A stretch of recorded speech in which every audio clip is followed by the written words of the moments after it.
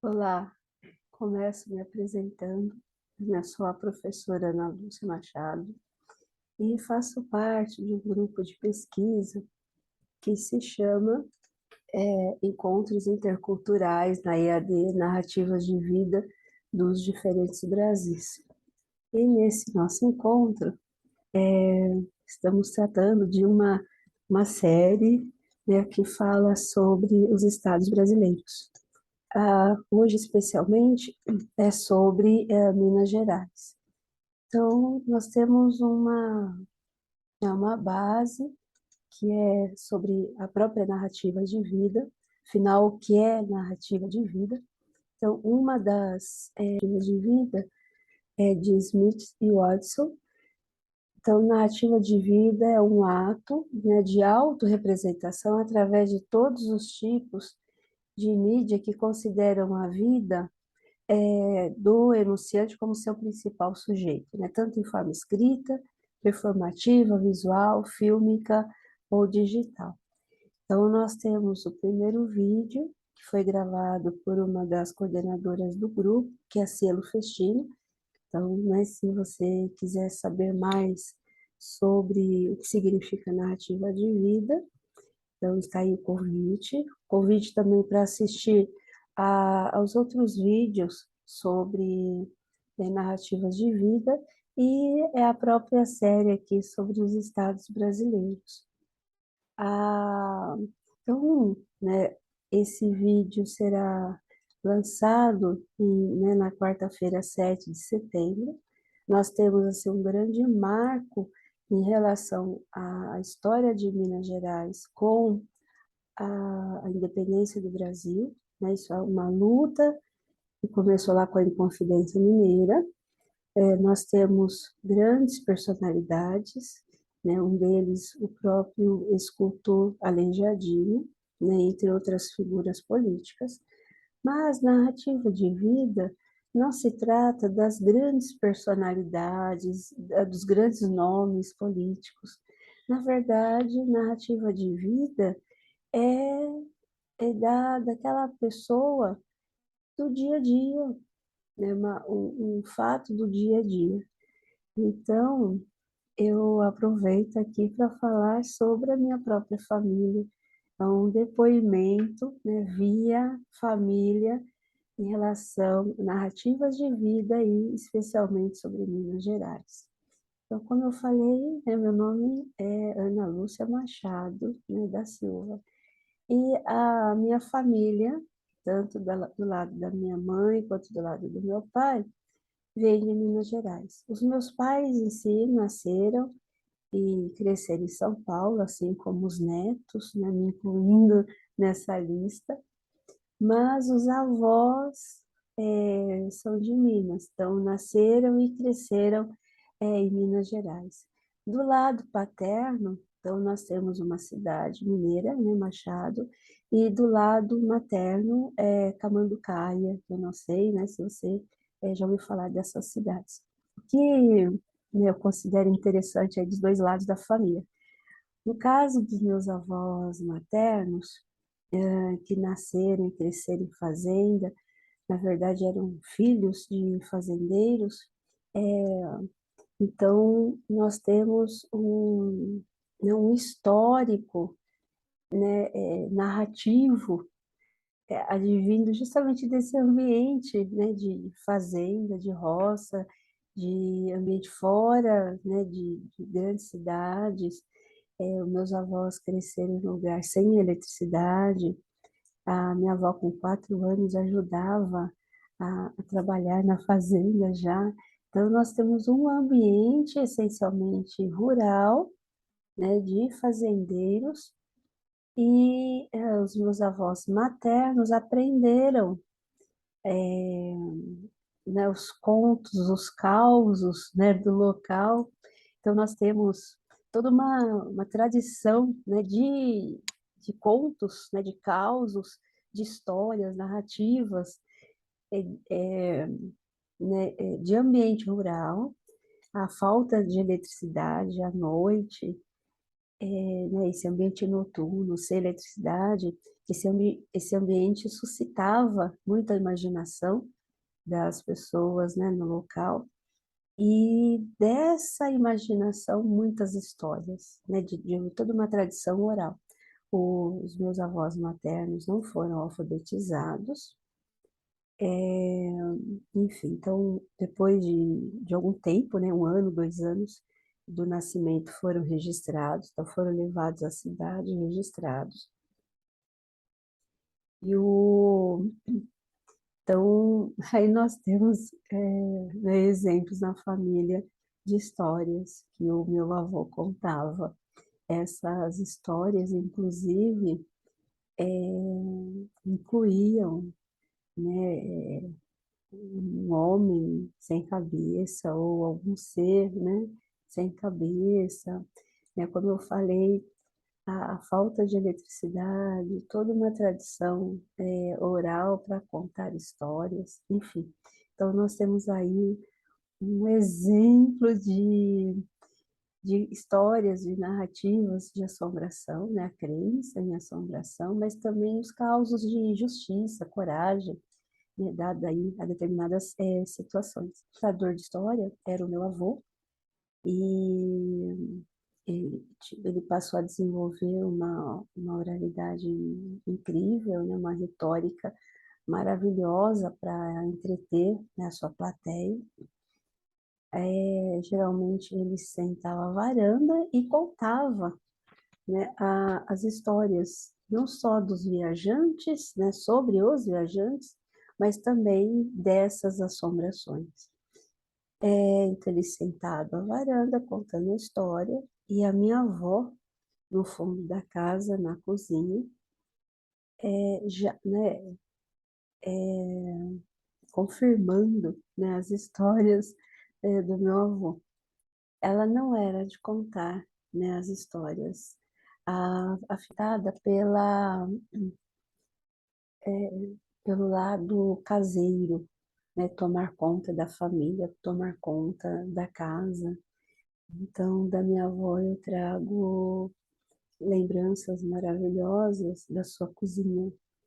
Né, não havia ninguém na família que soubesse fazer o frango frito como dela, né, o torresmo, então, da banha que ficava lá, né, do torresmo que ela fritava, daquele óleo que saía da carne, ela colocava na geladeira e formava, né, uma massa branca e passava a ser usada depois para cozinhar feijão, enfim.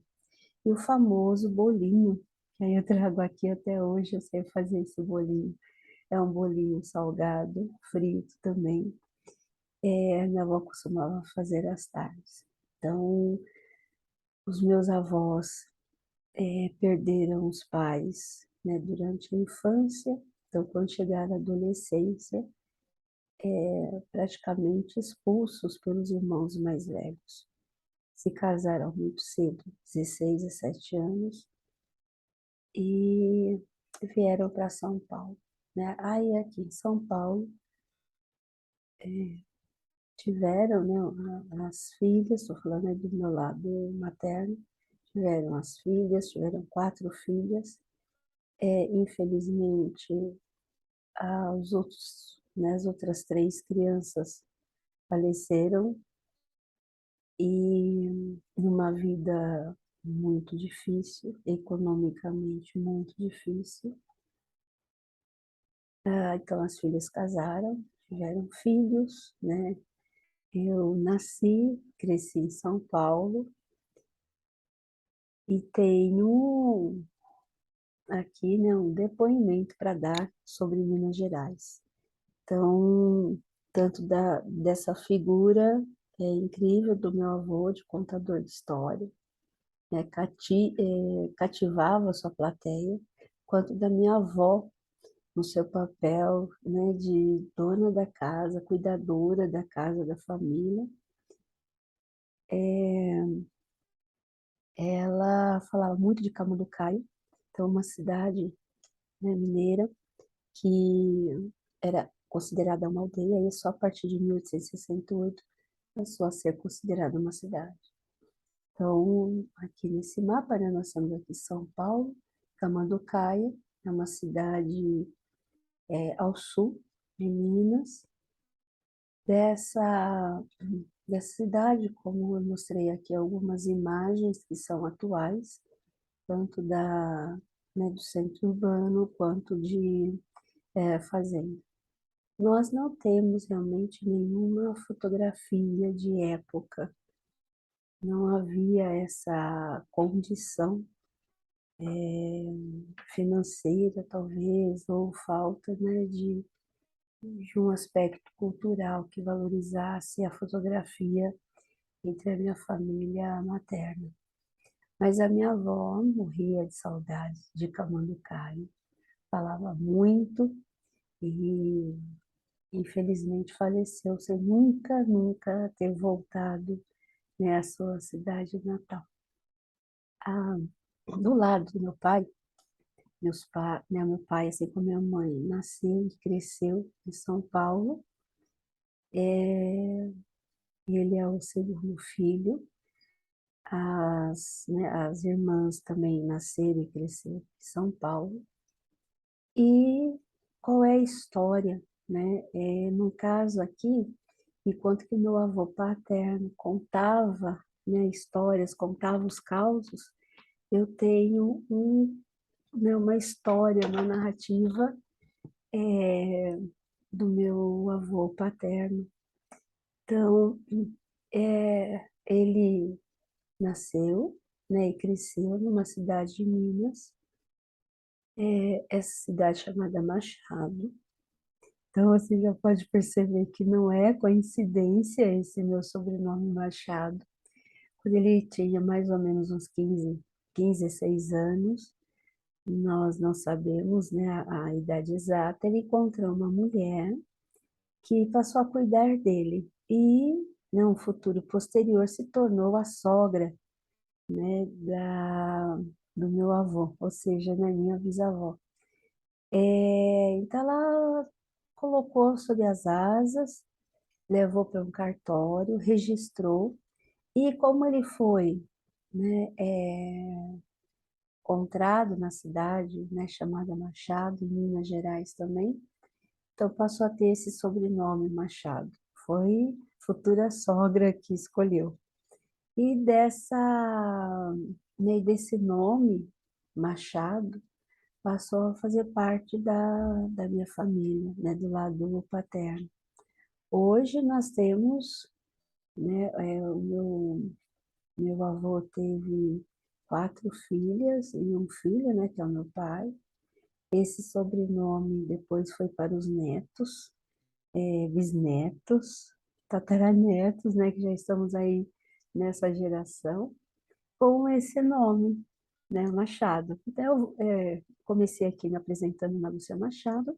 Esse meu sobrenome, que também está no nome da minha filha, né, vem aí dessa narrativa, dessa história de vida que não é da grande personalidade, ou política, ou cultural, né, econômica, mas de uma pessoa que nós podemos chamar de comum, ou como os historiadores chamam, né, história não vista de cima, de grandes eventos ou de grandes personalidades, mas a história vista de baixo, né, da pessoa do dia a dia, né, de acontecimentos do dia a dia. Ah, então, né, esse nome Machado vem de uma cidade que inicialmente era do estado de São Paulo, depois passou a ser, né, de Minas Gerais.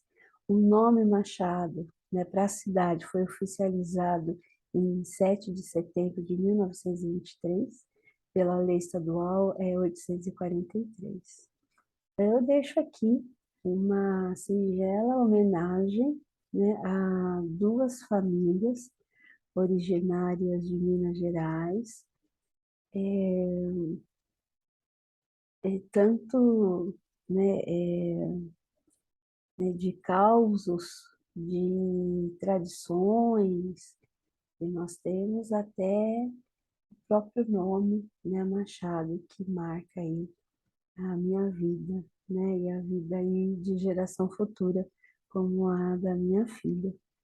Então, eu espero que você não tenha se decepcionado, porque eu não contei o vídeo, né, lançado em pleno 7 de setembro, Independência, há um contraponto muito grande, então espero que você não tenha se decepcionado. A história não é vista de cima, né, de grandes personalidades políticas, grandes narrativas literárias.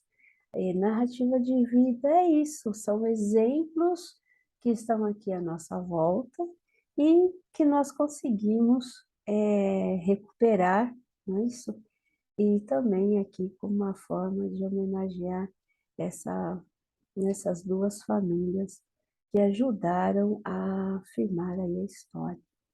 Então, né, agradeço aí a companhia até o momento e até a próxima.